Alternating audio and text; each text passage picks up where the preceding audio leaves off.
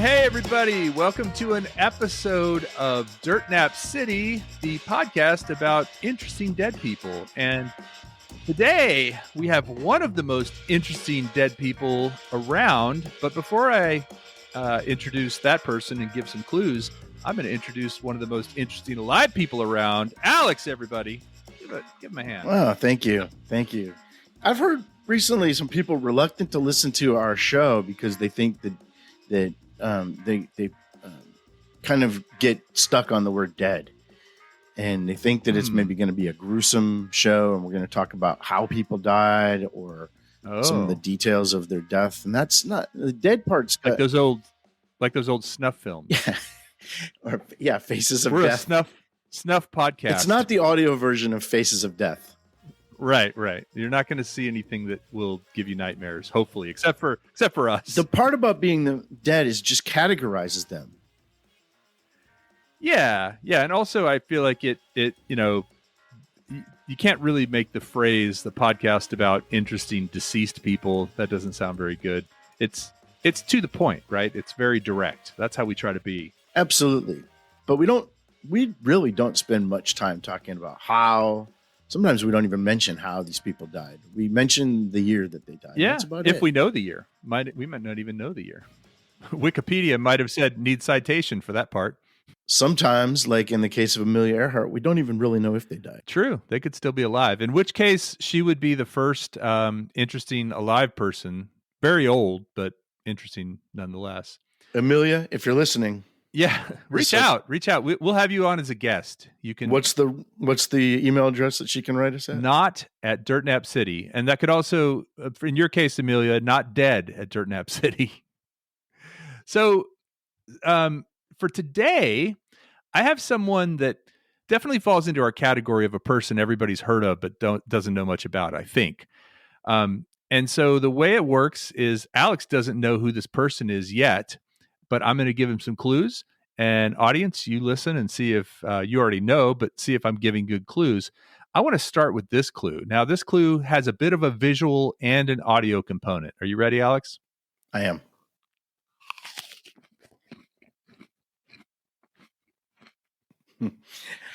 I hope you're talking about Johnny Appleseed. Is that it? You got it. You got it. Wow.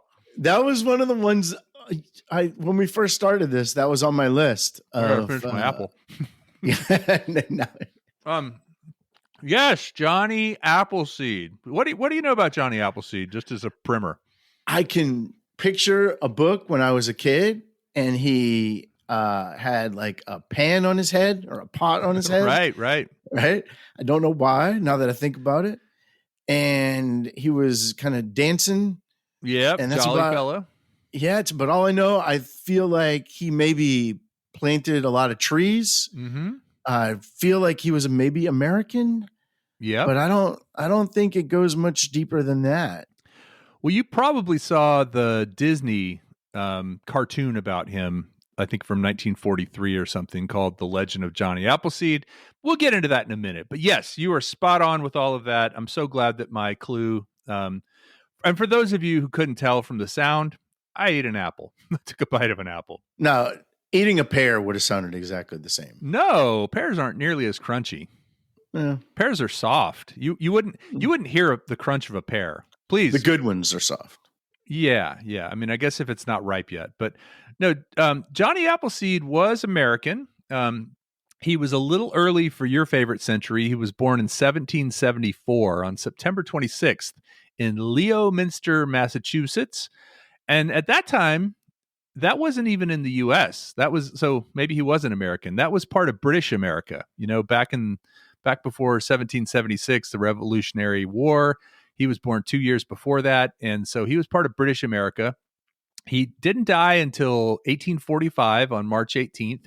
But one of the interesting things about him is, who are some other people you might think of along the same lines of Johnny Appleseed? I don't know. What do you mean along the same lines? I mean like American legends of the same. I'll give you an example. John Henry. John Henry the Hammer. Or Paul Bunyan. Paul Revere. Yeah, Paul Revere. Paul Revere, I think, was more of a real historical figure, whereas Paul Bunyan and John Henry were more legendary. But you're right, actually. Paul Revere, just like Johnny Appleseed, was a real person. Davy Crockett, that might be another good one, right? Okay, yeah. These were these kind of larger than life people that were almost like social media influencers before there were social media influencers, right? Paul Bunyan, he had an axe and a giant ox, an axe and an ox. John Henry had a hammer. Davy Crockett had a rifle. But what did Johnny Appleseed had? A pot on his head. He had a pot on his head, and he also had apple seeds. He was a nurseryman. Have you heard that term, nurseryman? No. I mean, I guess I have. Sounds like an insult, doesn't it? Yeah.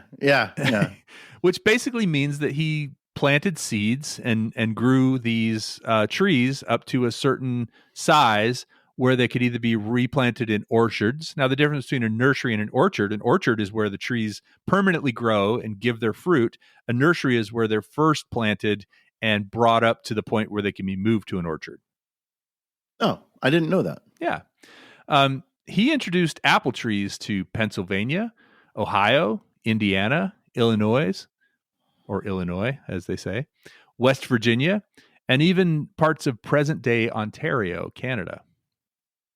Did he do this on his own, or did somebody ask him to do that? No. So interestingly, we'll get into that story about him, about how he got into doing it. But he did mostly do it on his own, yes. He was actually also a missionary for the New Church. Now, the New Church was a religious movement at the time that was also called Swedenborgian.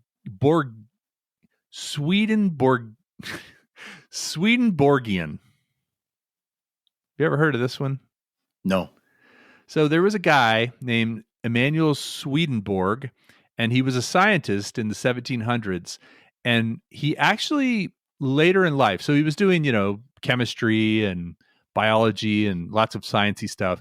He actually tried to locate the human soul. He thought he could physically find the human soul within a body. And he obviously, well, I don't say obviously, he never found it. He never found something that he could point at. No, it's obvious. Spleen. I think for a long time they thought the small intestine was the soul, but that was proven wrong.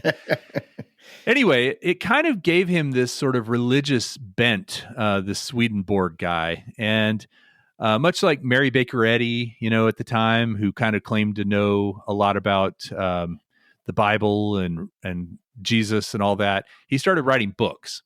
So the Swedenborg wrote quite a few religious books in the 1700s, including one titled Heaven and Hell, another one titled The True Christian, and this is my favorite title, Apocalypse Explained. And Johnny, as a young man, got a hold of these books and became a fervent believer of the Swedenborgian Church, also known as the New Church. And so his mission actually in life was not just to plant the seeds, but he also planted the seed of the new church as he went around and evangelized. So it was kind of a dual-pronged approach. He got you with the apples and he kept you with the Jesus. I got it. Yeah. So his mother died when he was 2 years old. And then in 1780, I guess he was about 6, his father, whose name was Nathaniel, remarried a woman named Lucy Cooley, which, by the way, that's about the coolest name ever. Lucy Cooley, don't you think? I mean, Johnny Appleseed isn't too bad either. Yeah. Well, his father remarried Nathaniel Appleseed. By the way, his name was actually Chapman. John Chapman was Johnny Appleseed's real name. Which means that I might be related to him, because if you remember the Pilgrims episode, that's the Mayflower side that I'm related from the to. Chapman side. I could be an Appleseed. Oh, man. Well, we're going to get to a part about his ancestors, so stay tuned for that. But his father remarried after his mother died, and he had a half-brother named Nathaniel Cooley Chapman. And when Johnny was 18 and Nathaniel Cooley Chapman, his little brother, who was 11 at the time, little half-brother, he convinced him to go west with him. Everybody was going west. And so he said, Nathaniel, let's go west. And so the two brothers, Nathaniel Cooley Chapman and John Chapman, went out on a great adventure. They left their father and their family and basically lived like nomads for quite a few years until, I guess until 1800. So about 8 years, 9 years, they were living like this. There isn't a whole lot documented about what they did, but they went to California. They kind of traveled around, and eventually the father brought his family to Ohio, where he met up with his boys, where he met up with Nathan Jr. and with John.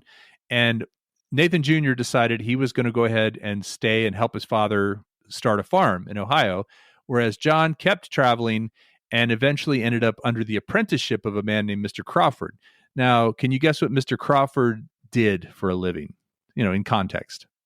Was he a nurseryman? He grew apples. He was an apple man. Okay. And in 1800, at the age of 26, John Chapman planted his first orchard and in Licking River, Ohio, and he kind of got to be in love with this whole thing.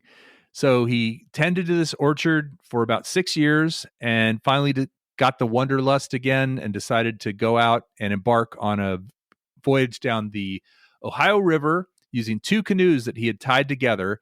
And he took with him a bunch of apple seeds with the intent of growing, spreading apple seeds around. Now, a lot of people, first of all, think that he planted these things randomly, but he didn't. He actually created these little not orchards. He actually created these little nurseries on people's property. And as I said, a nursery is where you germinate the seed, it grows up, it sprouts, but you also have to protect it. So you have to build a fence around it to keep the wildlife away, to keep the cattle and other, grazing animals away, and you have to tend to it. So what he actually did was he started this business where he would go around to people's property. He would plant the seeds for them, and set it up with some protection so that it would survive. And then he would make rounds every year, 6 months to a year. He would go back and tend to it and trim them and get them bigger. And then when the saplings got big enough, the farmers would sell these apple trees and John would get a commission from the sales. So that was kind of his deal. And he also sometimes would trade that service for a plot of land that the farmers would have. So they might give him 2 or 3 acres on their property that he could plant this nursery or even plant an orchard eventually, but his payment would come later in the form of the land. So he was kind of planting seeds for his future, if that makes sense. Oh, yeah. Yeah, nice metaphor. Now, why apples? Why is this because of the food or because they're pretty or because they provide shade? I mean, why was this important? That's a great question, and I don't think it was ever really said in all the stuff that I read why he picked apples. I think the seeds grew pretty abundantly and pretty naturally in the soil. I also think they were sort of an innovative thing, and at the time, a lot of people, that old saying, "An apple a day keeps the doctor away." Apples were very much. They were sweet. They were easy to transport. Some of them keep for a long time. I think there was a practicality to it. They're probably pretty hardy too for the northern winters. Yeah. As opposed to like oranges, which didn't grow up there. And remember, the whole time he's doing this, he's not only planting these apple seeds, but he's also preaching about the new church, right? So it was almost like he used the apples as an excuse to meet people and to do business with them. But then he would preach to them. And a lot of people didn't mind. As a matter of fact, a lot of people would put him up in their homes because he didn't have a home. He didn't wear shoes. And as you said, he actually would wear that tin hat. Well, that was a mush pot. It was called a mush pot at the time. So it was designed, he wore it on his head, but when he wasn't wearing it on his head, he would use it as a mush pot to make apple mush or any other kind of mush he was going to eat. Yeah. Well, I mean, I might be more into that if it wasn't on his head, but remember, he's a one-man show. He doesn't have a horse or anything like that. He's walking barefoot. So it was a convenient way to carry his mush pot, and it protected his head. As a matter of fact, there were several instances where trees fell, he's out in the forest, and the mush pot actually protected his head from cracking open. Oh, nice. Like a hard hat. Yeah. And you're right. As I picture him In the Disneyfication version of him, he does have bare feet and overalls. Yep. And he's singing the song, "Oh, the Lord is good to me, and so I thank the Lord for giving me the things I need, the sun, the rain, and the apple seed. The Lord is good to me." Was this in the Disney version, or is that really the way he did it? Both. Actually, it's funny. We used to sing that at camp, and I had no idea it was a song from the Disney film, but it is. He sings about that, and it's funny, that film has a very Snow White kind of vibe, because there's little birds chirping around him, and he's singing to the birds, and you hear them singing. Do you remember all this from just like coming back to you? Was it a cartoon or live action? It was a cartoon. No, Disney. I don't remember that. I can just remember a single image. I don't remember anything. If you Google that, if you Google the movie, the story, Disney, the story of Johnny Appleseed, you'll see this little thing on YouTube. And it's like I said, it's got a very Snow White kind of vibe, very happy, beautiful thing. You've called him John a few times. John Appleseed is a whole different guy. You know what I mean? Like, the name Johnny makes him much more beloved than John Appleseed, evangelist. Well, it's funny you say that, because in 1822, the very first letter that was written from a member of the new church describing a small, quick, restless man with his beard not too long, but unshaven, and bare feet and sparkling eyes, who lived a rough life in the forest, referred to him as John Appleseed. So the very first time he was called John Appleseed by a church member who was writing a letter. I think the first time it was kind of really made famous was when it was written in Harper's Magazine. So Harper's had a monthly magazine, and they basically talked about this man who was like a primitive Christian who went around and preached the gospel and planted apple seeds. At that point they called him Johnny. Got it. He was still alive then. Oh yeah, he became famous. They were writing about him in the present tense. So he was famous when he was alive. Yes. He became sort of a folklore legend at the time that he was alive, and as a real person. So that's what's kind of interesting. You know, when you talk about Paul Bunyan, I think Paul Bunyan was a real person, but I think there was a lot of exaggeration about him. I think with Johnny Appleseed, it was pretty much stuck to the truth about him, you know, with some indulgence, of course. There's a pretty famous story where he was walking along and came across a missionary preaching to an open air congregation in Mansfield, Ohio. And the preacher was talking about living like a primitive Christian. He said that because people today are becoming spoiled and extravagant with their indulgences like calico and tea. and so this man said, where now is the man who, like the primitive Christians, is traveling to heaven barefoot and clad in coarse clothes? And then right at that point, Johnny Appleseed walks up, puts his bare foot up on the stump that he was using as a pulpit, and says, "Here's your primitive Christian, sir." And yeah, how about them apples?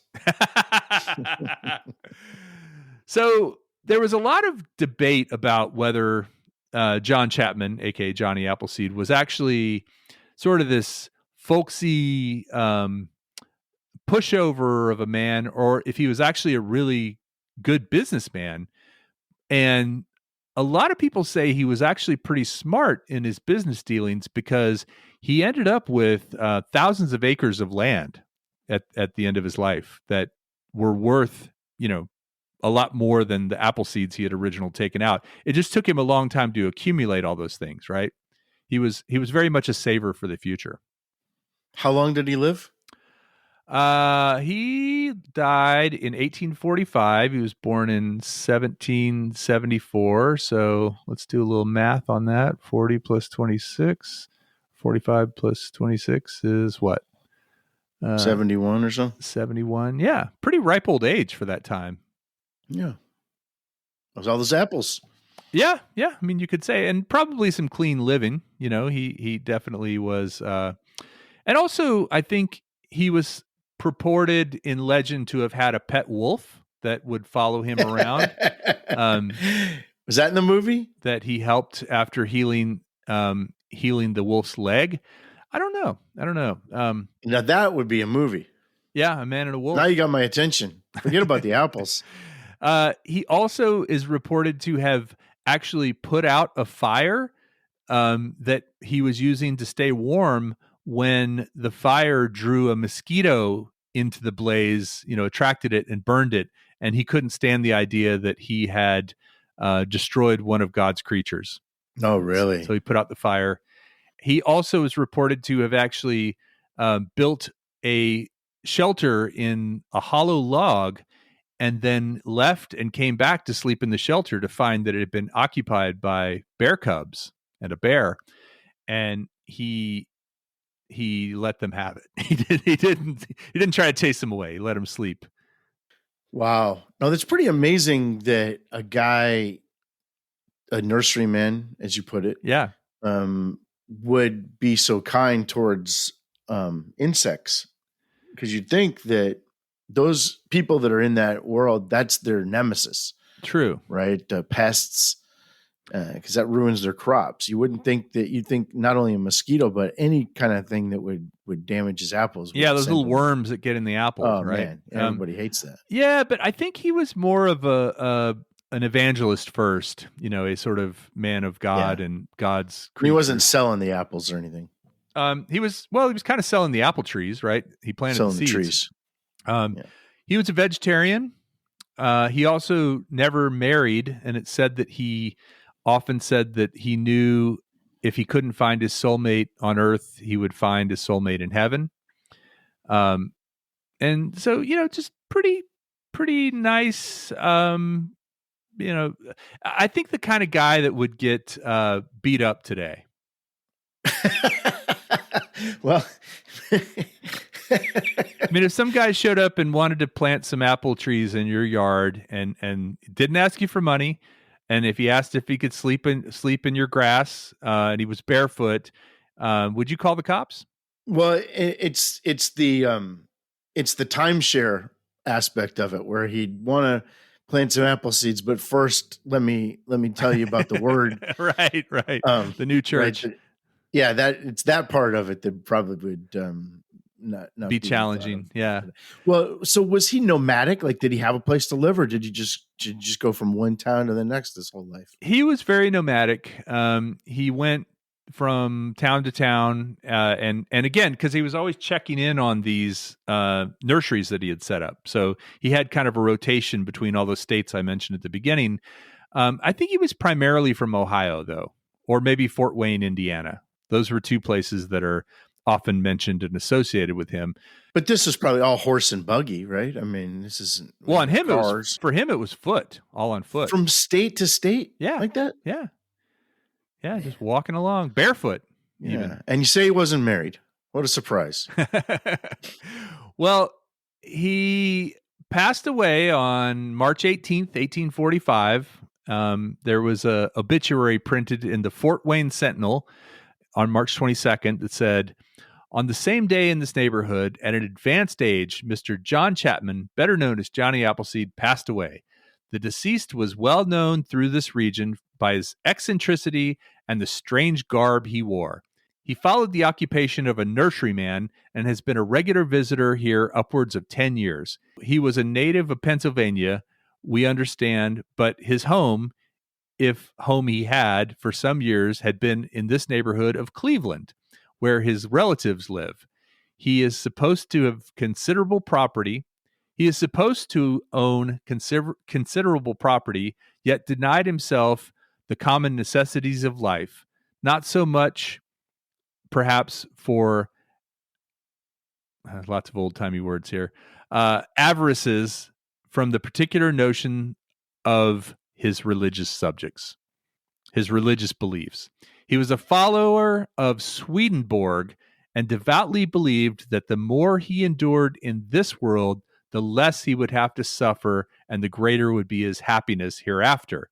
He submitted every privation with cheerfulness and content, believing that in doing so, he was securing snug quarters thereafter."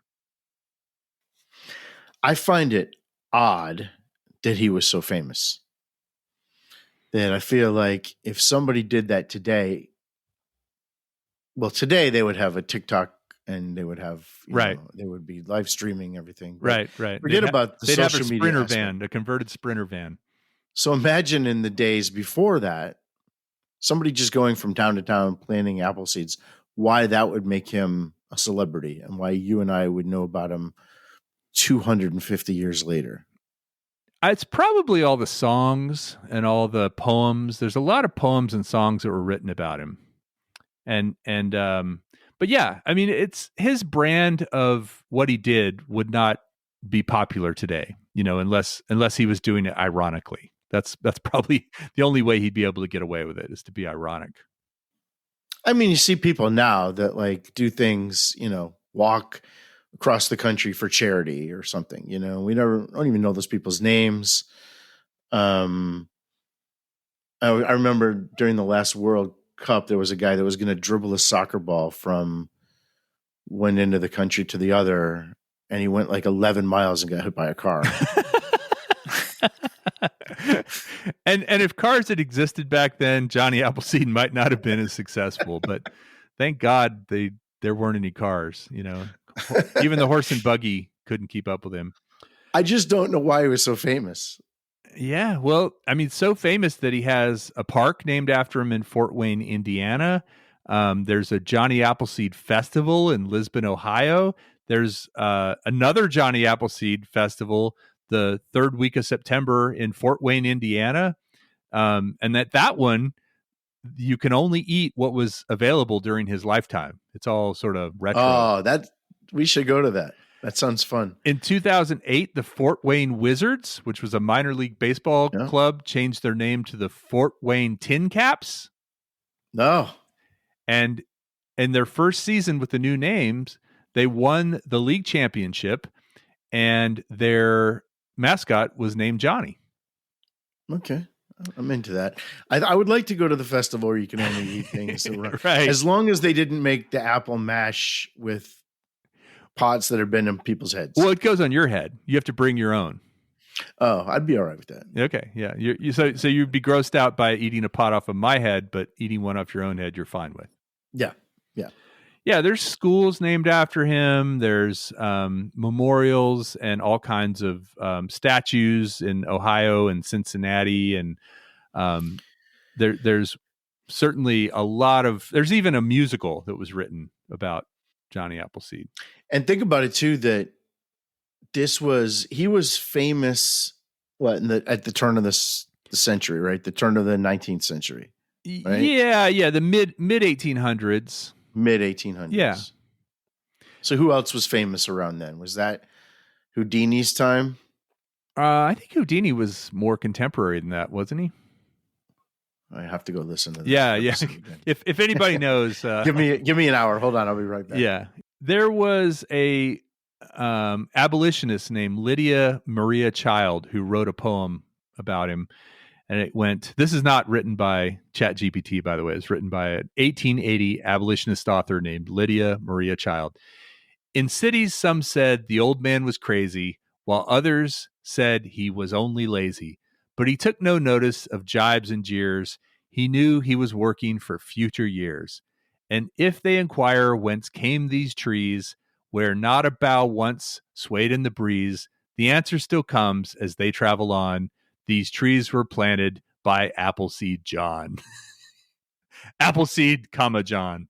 That absolutely sounds like ChatGPT. And an 1880 abolitionist author, woman, no less, at the time. Yeah, it's funny. Maybe she was well ahead of her time.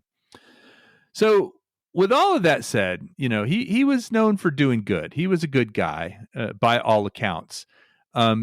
Supposedly today, there is still one tree that was a direct descendant from his trees. Only one. Well, one that's known, one that's famous. I would expect there'd be entire orchards that would be descendants. Yeah. But I guess those things were raised for housing developments and shopping malls. Actually, hold on. I got that wrong. It isn't a descendant.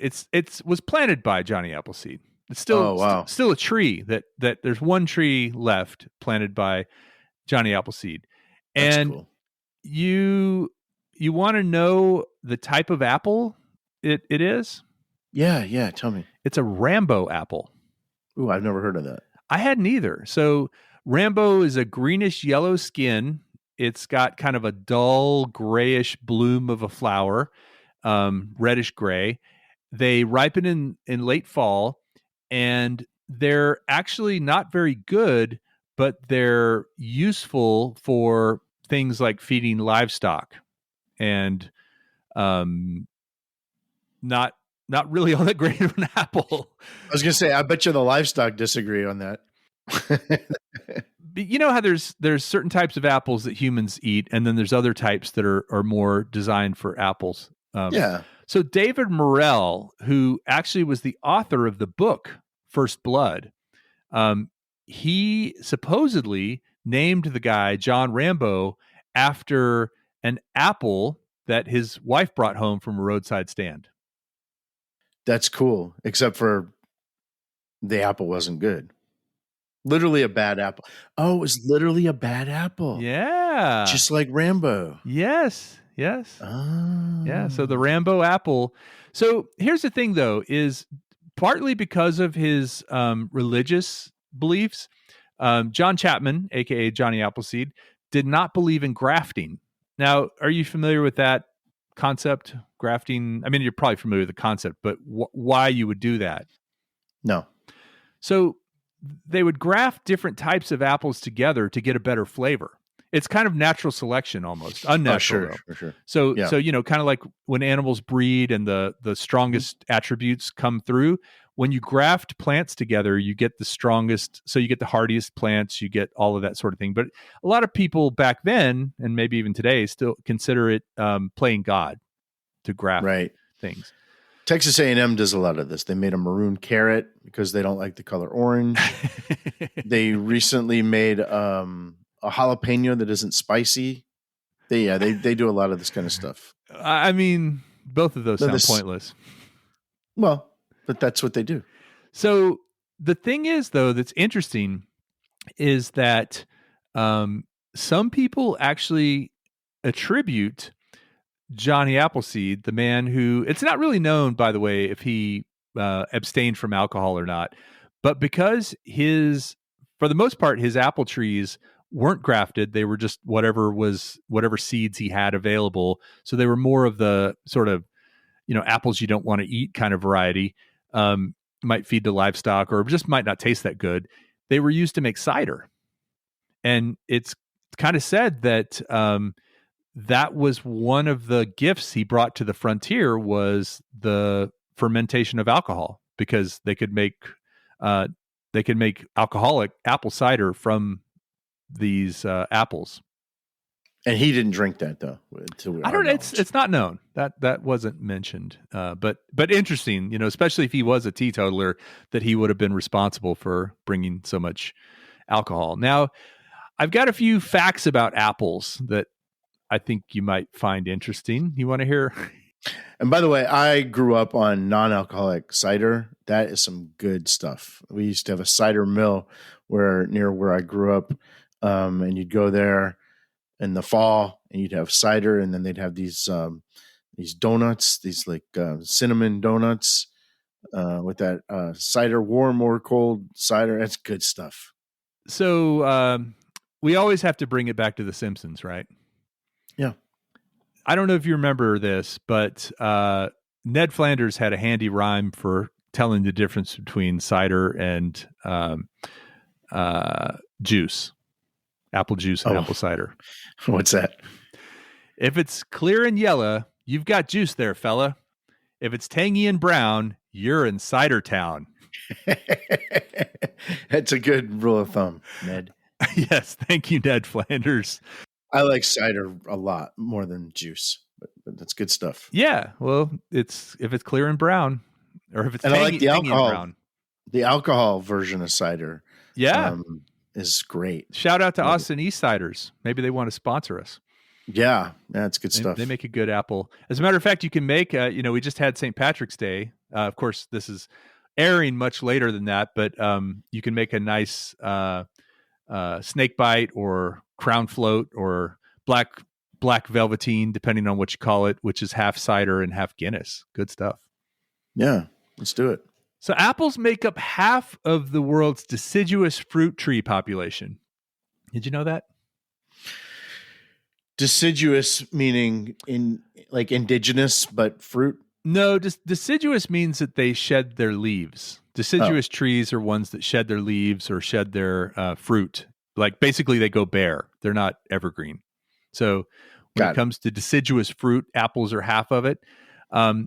Take a guess at how many type of apple varieties are grown in the U.S. Oh, man. Well, I'd never heard of Rambo. And then I would say it's got to be like in the dozens. Higher. Hundreds. Higher. Thousands. 2,500 varieties of apples are grown in the U.S. Wow. 2,500. Wow. I wonder why we need that many. Why do we need so many apples? What's the best one? What's your favorite? I am a big fan of the Granny Smith and Gala. Yeah. How about you? What is the one? The Crisp. What is the one? Well, there's Honey Crisp. Yeah, I think that one. Pink Lady. I like. There is a Pink Lady.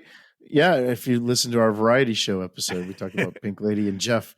I like a good tart green apple. That's good. That's flavor. a Granny Smith. Granny Smith is a tart green apple. That's exactly what it is. But then I also like the crisp one, with pie or like with a slice of cheese. Okay, that's pretty good too. Yeah, but you wouldn't want to do a tart one.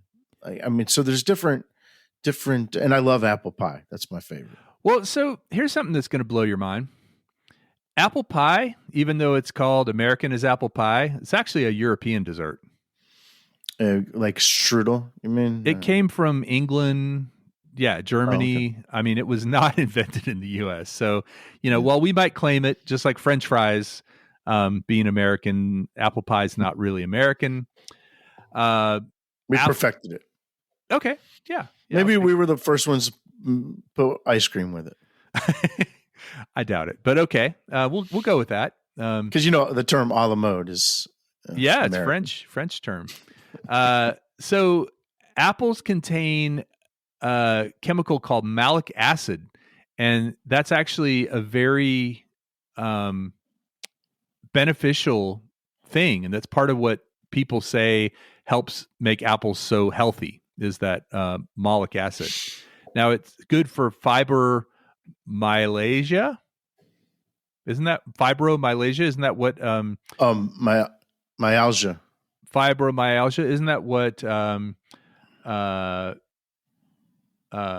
Will Smith's wife has that? Jada alopecia. Pinkett. Oh, that I'm getting those mixed up. What is fibromyalgia? Yeah, that's a nerve disorder, I think. Oh, I thought it was hair loss. Never mind. Anyway, malic acid, good for you. Very high in fiber. As a matter of fact, they say that one apple has twice as much fiber as you need for one day. So eating an apple a day really does keep the doctor away in that case. Mm-hmm. And you want to just take a guess how much a bushel of apples weighs? Well, how much is a bushel? Like how many apples is that? Is that like 50 apples or like 100 or 5,000 apples? I don't know. Dummy here didn't really. I don't think it's done by the number of apples. I think it's done by volume. So it kind of depends on the size.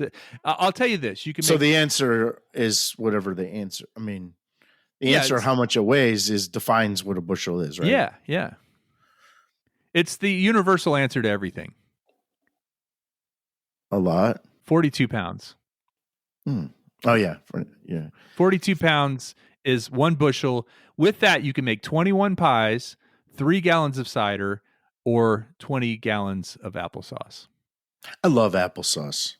I don't. Put a little cinnamon in there. You don't. Crisscross applesauce. I do not. You don't like applesauce? Oh, really? No. Here's the thing, though. You're kind of getting ripped off when you buy apples, a bushel of apples. You know why? 25% of apples is made of air. Well, I thought you were going to say the core. No, although I will say that I've actually taken to eating the apple core, and it's not bad. Ugh, come on, man. Everything but the stem. But then you get those seeds that Johnny used to, you get them in your stomach. Right? They'll sprout out and you'll have apples growing out of your head. Yeah, don't you worry about that? I don't. I actually, when I was a kid, I did have a little bit of fear of that, but I've overcome it. I do not eat the apple core. Well, that's what they call hardcore. So it's mostly air and water, probably. Yeah, a lot of water, but that's the reason apples float, right? Because you can use apples in bobbing for apples because they have a lot of air in them, so they're very. Oh yeah, did you ever bob for apples? I've done that. It's very difficult. Overrated. Right? Yeah, really. It's one of those things that probably should be a dead end. Fine line between bobbing for apples and being waterboarded. That's how they finally got Johnny Appleseed. They bobbed him until he told the truth. Turned out he was a Canadian spy. Yeah, I like the caramel apples also. Yeah, those are good. Those can be dangerous if you have a loose tooth, though. Not a fan of candy apples. Me neither. I'm not a fan of that kind of harder candy, but the caramel apples, I mean, I like caramel, and that goes well with the apple. And you make a sheet. You buy them in like a sheet, and then you make them yourself. You roll it in there. Oh man, yeah, that's good stuff. I'm gonna have to do that. I feel like if that gets you to eat more apples, it's probably a net health benefit. The caramel apples. Yeah, that's good stuff. Offset. So back in the day too, there were things that Johnny would carry called seed balls. Now, have you heard of those? They're also called Nendo Dango in Japan. No. So these are actually, rather than just individual seeds, these are made with clay and other organic matter, maybe some dirt, some sand, stuff like that to help assist in the germination. It's a clump of seeds that you put together, and it was originally done back in like the feudal days of Japan, and also in Egypt they would do this when they were planting along the Nile because it flooded. It was a way of protecting the seeds and keeping them from washing away. So you just roll them in clay, and then, dirt, I guess there's other humus, compost, all these kind of things, and they become a little more impervious to being washed away, and they also germinate more easily. But there's a thing called seed bombing where you make these seed balls and then you actually can just kind of throw them anywhere, and because they're sort of self-contained, as long as it's not just like you didn't throw them onto a piece of concrete, they'll actually germinate and grow just about anywhere. They really help these things. They also deter like predators from eating them, birds from eating them, because they're in this ball. And by the time they get big enough, the bird doesn't want to eat it anymore. No, I never heard of that. That makes sense though. Well, this led to a thing in the 70s called guerrilla gardening. Have you heard of that? No, I'm not much of a gardener. Well, this wasn't gardening done by gorillas. It was guerrilla, not gorilla. Right. It sounds like kind of like the wildflower experiment in Texas. Yeah. They would. Well, this is where they would take in New York City and places like that. They would actually toss these seed balls into empty lots. And any place that was really ugly where there was dirt, and they would toss them in, and these things would grow. Sometimes they would have like tomato seeds in them, sometimes grass, sometimes flowers, but they would basically beautify things by tossing these seed balls everywhere. Yeah, that's what they did with wildflowers in the Texas roads in the 60s, right? Yeah. And now look at it. I mean, actually, we're kind of approaching the height of it right now while we're recording this. But I'm sure they're all dead by the time people are listening. So that if you want to kind of get a vibe about Johnny Appleseed, you can certainly check out the Johnny Appleseed, the Legend of Johnny Appleseed Disney film from the 40s. And then you can also go drink some cider and some apple juice. You can make yourself Austin East ciders. Austin East Siders. Yeah, we got to get them to help us out. I got a couple of quotes to wrap up with, though, from Johnny Appleseed. But just tell me, what are some highlights of things you've learned about Johnny Appleseed today? That it was less about the apples and more about the evangelists evangelizing. That he was a nomad. Yeah. Never really settled, just kind of wandered from a happy place nomad. to place. That he, in today, he would have gotten beaten up. Well, and here's the thing, is he probably would have just ran with it, because he had a quote that said, "Do not worry about being worried, but accept it peacefully." There's your little bit of Zen for the day. There you have it. Johnny Appleseed, American legend in the truest sense of the word. I do think we should go visit one of those Johnny Appleseed museums or festivals. Maybe, like you said, maybe the festival where you have to live like they did back then. We'll bring some seed bombs or some seed balls, and we will wear a pot on our head, and we'll eat some mush, and we'll have a damn good time. For the people watching alone, I think it'd be worth it. There's probably also some great bands at that festival. Like, I'm picturing like some bluegrass. True. Unless you think it's super religious. Like, is that part of the festival? Is it sponsored by the new church? I would say very much in line with the way Christmas has gone. While Johnny Appleseed had a religious connotation back in the day, I don't think that's what people celebrate today. I think today they celebrate him being one of the earliest conservationists and somebody who really seemed to have a kind heart and care about nature. And he did it through his love of God and his religion, but he certainly was a unique fella who didn't get out and just try to exploit everything. He tried to plant rather than just take.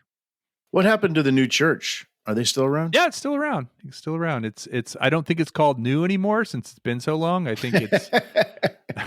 It's just called church. Yeah, I'm familiar with it. I think it's called the Swedenborgian Church. Swedenborgian. If you, I actually looked it up. Much better name. Yeah, after this guy Swedenborg. Well, I'm going to get a copy of Apocalypse Explained and try to read that, and next time I come on, I'll try to explain the apocalypse. Yeah, when you said Heaven and Hell and Apocalypse Explained, I thought you were talking about AC/DC records. True. Or 60s war movies. Yeah, exactly. All right, man. Well, that's Johnny Appleseed. Thanks, everybody. And remember, if it's clear and yellow, you got juice there, fella. If it's tangy and brown, you're in Cider Town. Isn't that it? Yeah, that's it. Lord, there goes Johnny Appleseed. He might pass by on the hour of need. There's a lot of soul drinking from the well, locked in a factory.